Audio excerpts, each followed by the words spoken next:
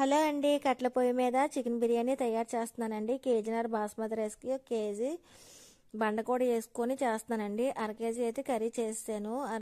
KG బండకోడి మాంసం తీసుకొని శుభ్రంగా క్లీన్ చేసుకొని పసుపు, అల్లం వెల్లుల్లి పేస్టు 2 స్పూన్లు, ధనియాలు జీలకర్ర మసాలా 1 స్పూను, సాల్ట్ 2 స్పూన్లు కారాన్ని, ఒక పెద్ద కప్పుతో పెరుగు, ఒక నిమ్మపేడని వేసుకొని మొత్తం అంతా మ్యాగ్రేట్ చేసుకోవాలండి. కనక పండుగ చేస్తాను కాబట్టి ఎక్కువ ఐటెం చేస్తాం కాబట్టి మేడ మీద మేము పొయ్యి రెడీ చేసుకుంటామండి. కట్టెల పొయ్యి అందు మీద అయితే చేసుకుంటాము.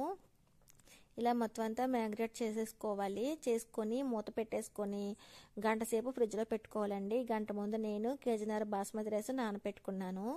ఇప్పుడు మేడ మీద నేను కట్టెల పొయ్యి మీద అయితే రెడీ చేస్తున్నానండి. ఇలాగా ఒక పెద్ద గిన్నె పెట్టుకోవాలి. దాంట్లోనే ఆయిల్ వేసుకొని పొడవుగా కట్ చేసుకున్న పచ్చిమిర్చి, గరం మసాలా సామాను, అలాగే దాంట్లోనే బిర్యానీ ఆకు, మనం మ్యాగ్రేట్ చేసుకున్న చికెన్ కూడా వేసుకొని అరగంట సేపు ఉడికించాలి. ఈ విధంగా ఉడికిన తర్వాత కొంచెం వాటర్ వేసి దగ్గరికి అయిన తర్వాత దించేసుకోవాలి.